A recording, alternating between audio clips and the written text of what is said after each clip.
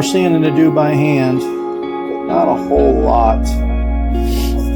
A little bit of blending in here, where I'm not getting at quite as good as I'd like with my little trick. Not too bad overall. Drying without any cracking, which I'm wicked happy about. Really didn't see that happening.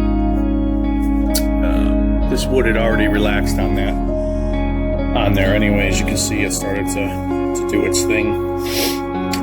So it already had some seasoning going on with it, which helped me out, obviously. I still got to drill my lanyard holes. I haven't decided if I just want to do a bigger circle, smaller circle, or do a slight triangle up here. I'm not decided yet, but I want to get that done soon before I move on to the last grits. But it looks like it's going to make it.